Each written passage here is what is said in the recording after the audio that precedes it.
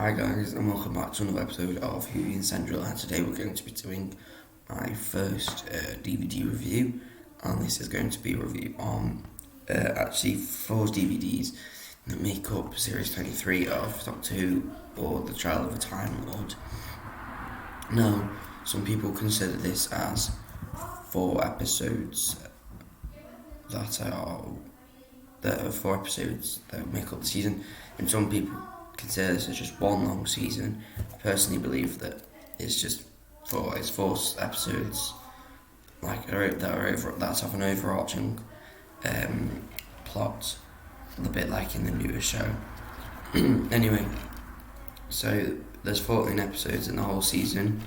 The first 4 take up the Trial of Time Lord Part 1 to 4, or The Mysterious Planet. The parts 5 to 8 take up the Trial of the Time Lord Part 5 to 8, obviously, with Mind Warp. And then you've got Trial of the Time Lord Part 9 to 12, or Terror of the Vervoids. And then you get Trial of the Time Lord Part 13 to 14, which is The Ultimate Foe. So, we start off from the beginning. You've got The Mysterious Planet. So at the start of this Mysterious Planet, obviously the Doctor arrives on this mysterious, arrives on this space station, because he gets dragged in by the Time Lord, and then he got put on trial. And he's obviously a bit like from season 22. He's very sarky. He seems to be quite arrogant towards everyone there, and considering. But honestly, I think it's probably, as a story as itself, if you remove the whole trial scenes, as a story in itself, it's pretty lackluster. The characters in it seem to not be given their role. The only notable addition is Savlon Glitz, which is a very good character. It appears a couple of times later on. The whole villain of the story is Cronus person here, or Kronos person, I think they're called. They're a bit meh. They're not really a very interesting villain. It just kind of feels a bit like we need someone to pose as a main villain rather than the village people. So here you go. So yeah, a bit of a lackluster start for the Trial of the Time Lord, and a bit unfortunate that it happens to be Robert Holmes' last full story. That, in my opinion, probably one of his weakest. Then, next, we have Trial of the Time Lord parts 5 to 8. This really picks it up. Picks up the pace. It has some pretty good dark writing. It's a very interesting story, very different, considering the Doctor starts acting weird and does his own thing, and is just being overall a bit annoying a bit mean towards Perry. However, Brian Blessed's very good in it.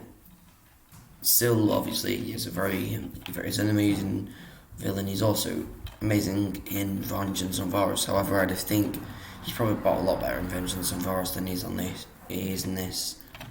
And the other guy, Kiv, he seems to just exist. He doesn't really seem to do very much. I mean, neither does Syl. They don't really do very much. They just kind of sit there and corrupt from the back.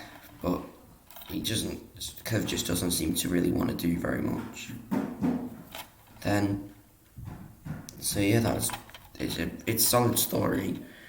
It's probably the second best in my opinion. It's a lot better than the first part. I'd say it's a lot better than the first part. So if you're watching them for the story rather than the whole trial scenes and stuff, I'd rather, let's say, watch this one. I don't watch The Mysterious Planet, but anyway. And then in my opinion, this is the best trial story, which is a bit questionable, which is The Terror of the Vervoids, which is I know, I think it's just an amazing story in the sense that it's a bit of a crime story, because at first you don't really know who's done it and you don't really know what's going on. I found that a good part of the story is that since the captain of the ship already knew the Doctor, it meant that the Doctor never seemed to get, it's just no one ever seemed to think that it was the Doctor's fault, which is a bit annoying in some of the episodes where he just gets repeatedly captured and saying, oh, you're evil because you've done this, when he hasn't done it, and it's just a bit annoying every time they've done it. So I thought it was smart how they've made it so that the Doctor didn't actually have, he could do anything, do a lot of stuff without much consequence in terms of snooping around and stuff. It did bring one of the least favourite classic companions in Mel, which, kind of ruins it a little bit. But honestly, I think she gets worse with time, and I think this one's probably one of her best stories. I think my favourite of stories with Mel in is definitely Paradise Towers, but this is definitely a good story for her. So apart from that whole scene where she actually screams at the end of the episode, and that's really annoying, but apart from that, it seems alright. Now the main villain is kind of different depending on what point you're at, because these people are the villain at one point because they're trying to get their oars back that Earth is mined on, but then later on in the story they're defeated, and then these become the main villain.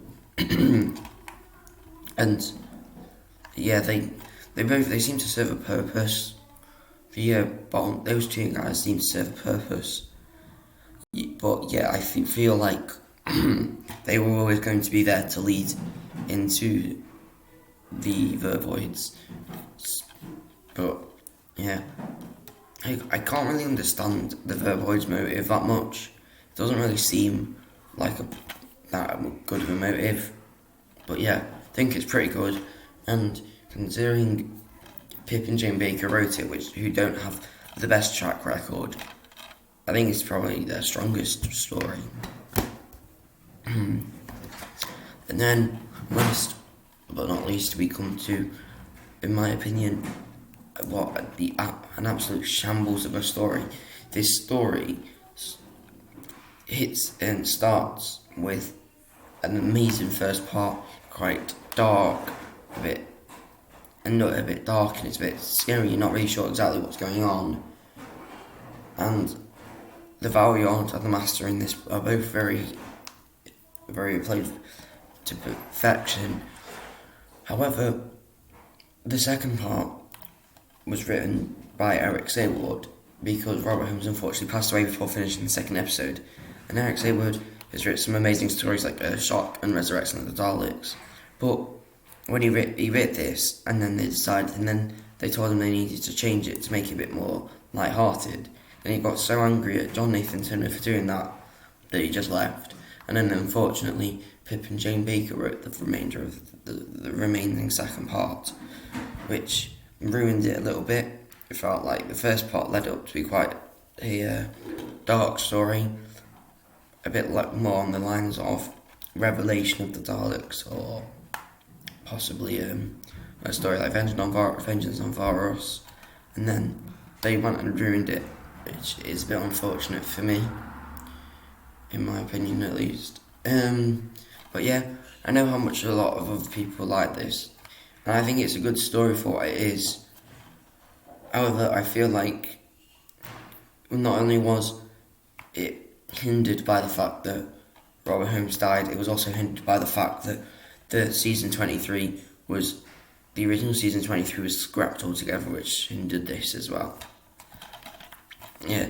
Now, I haven't been talking much about the trial scenes because I thought I'd look at them as a story first and then I'll look at them overall.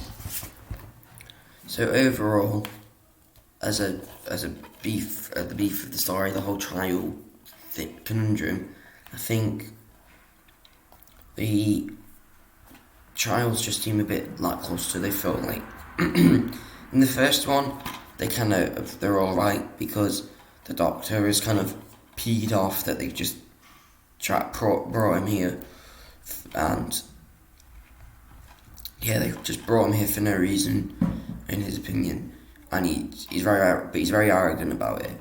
But it's not as bad. But then it's these two episodes which I don't like. Arguably my favourite of the two.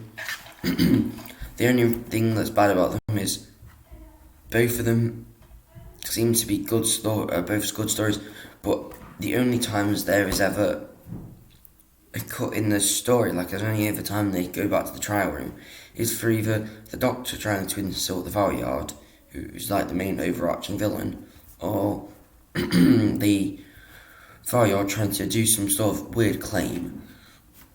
And another thing which is really a bit annoying, which I don't ever understand, which I understand but it's a bit stupid in my opinion, is, I know, especially in this one, because I can remember it in this one, which is why I got a bit confused, is there's a scene in this one where it shows the Doctor holding an axe breaking all the comms, and then he goes, well, I didn't see that there, it wasn't there before, and it's shown that it was like the Valeyard or the Master manipulating the story to change it, but it never made any sense, because I don't understand why you need to do that. But yeah.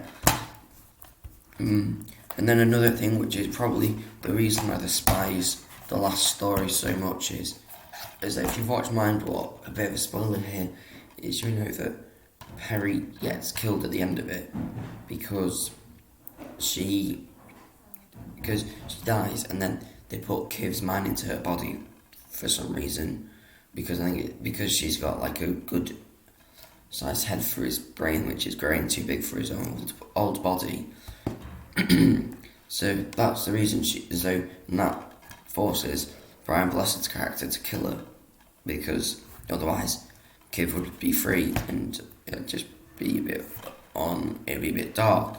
But then obviously, since they're trying to get away from this dark tone, which you can see very clearly in season 24 with Sylvester McCoy's first season, is in this, they tried to retcon that by saying that she actually didn't die, and the Time Lords tried to cover it up, and she didn't die, and she's living her life with Brian Blessed's character, which I'd never liked, because I thought it didn't do Peri's character justice, and it kind of retconned her whole death, which so made it feel a bit pointless. But yeah, as a story, as a whole story, I think at the beginning it's a bit sloppy, in the middle it seems to get better, and then at the end it seems to be alright, and then it just kind of turns to a bit crap. And I think, honestly, if Eric Saward had stayed on and let them use his last part, and they'd have used his last part, it would have been a significantly better end to the show, considering how much Eric Saward's probably worked with the Robert Holmes, as they both wrote stories quite close to each other. But yeah, as a whole, it's not my favourite season. I think if you watch the documentary in season and Terror of the Vervoids, I think it is. Yes, there's a bit of a short documentary, and it says it's about the lost season. I don't know if you can read that. It says the lost season, and that's an amazing documentary on what episodes would have been in the show. And it's unfortunate because season 23 they had planned to bring back so many villains that are probably people's quite favourites that aren't in it. So I think the Celestial Toymaker was supposed to return, the All-Ons were meant to return, so it would have, and some new characters as well. I think Madeline Monk might have been even planned to return. So it would have made quite a more interesting season than season 23 became. And I think it was unfortunate that season 23 ended up being Colin Baker's last season, and that he didn't get to stay on for another season, because I think that if he got to stay on for maybe 2 more seasons at least, if not more, then he might have got more love in the fandom. So yeah, that's been my review of the Season 23, The Trial of the Time Lord. If you enjoyed the video, please like and subscribe for more uploads. And so yeah, goodbye.